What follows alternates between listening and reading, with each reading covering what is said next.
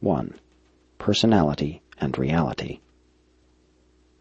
Personality is bestowed by the Universal Father upon His creatures as a potentially eternal endowment. Such a divine gift is designed to function on numerous levels and in successive universe situations, ranging from the lowly finite to the highest absonite, even to the borders of the absolute. Personality thus performs on 3 cosmic planes, or in 3 universe phases. 1. Position status. Personality functions equally efficiently in the local universe, in the superuniverse, and in the central universe. 2. Meaning status. Personality performs effectively on the levels of the finite, the absonite, and even as impinging upon the absolute. 3. Value status. Personality can be experientially realized in the progressive realms of the material, the morontial, and the spiritual. Personality has a perfected range of cosmic dimensional performance. The dimensions of finite personality are 3, and they are roughly functional as follows. 1. Length represents direction and nature of progression, movement through space and according to time, evolution. 2. Vertical depth embraces the organismal drives and attitudes, the varying levels of self-realization, and the general phenomenon of reaction to environment. 3. Breadth embraces the domain of coordination, association, and selfhood organization. The type of personality bestowed upon Urantia mortals has a potentiality of 7 dimensions of self-expression or person realization. These dimensional phenomena are realizable as 3 on the finite level, 3 on the absonite level, and 1 on the absolute level. On sub-absolute levels, this 7th or totality dimension is experienceable as the fact of personality.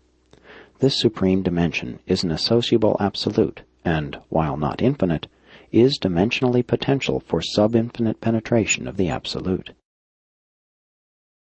The finite dimensions of personality have to do with cosmic length, depth, and breadth. Length denotes meaning, depth signifies value, breadth embraces insight, the capacity to experience unchallengeable consciousness of cosmic reality. On the morontia level, all of these finite dimensions of the material level are greatly enhanced, and certain new dimensional values are realizable.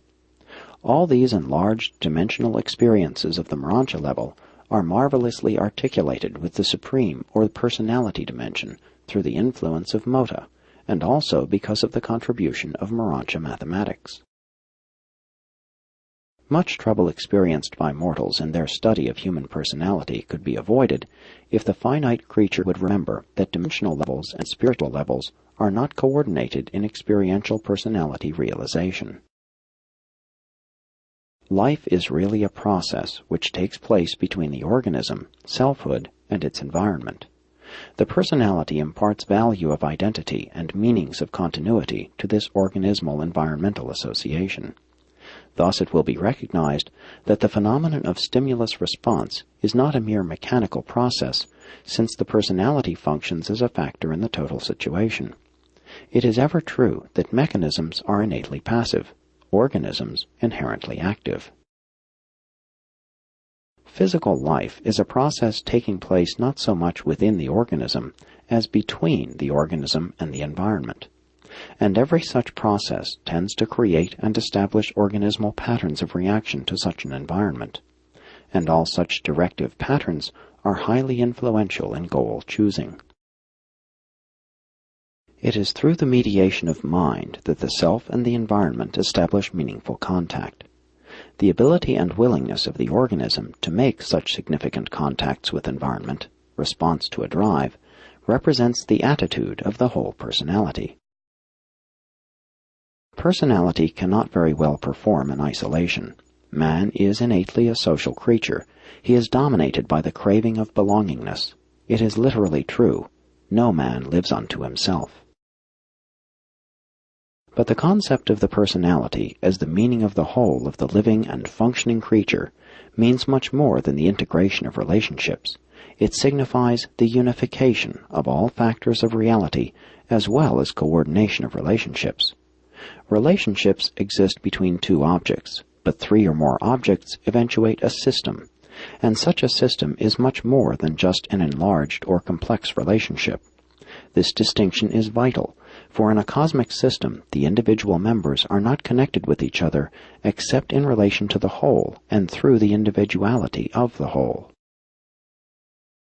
In the human organism, the summation of its parts constitutes selfhood, individuality, but such a process has nothing whatever to do with personality, which is the unifier of all these factors as related to cosmic realities. In aggregations, parts are added. In systems, parts are arranged. Systems are significant because of organization, positional values. In a good system, all factors are in cosmic position. In a bad system, something is either missing or displaced, deranged. In the human system, it is the personality which unifies all activities and in turn imparts the qualities of identity and creativity.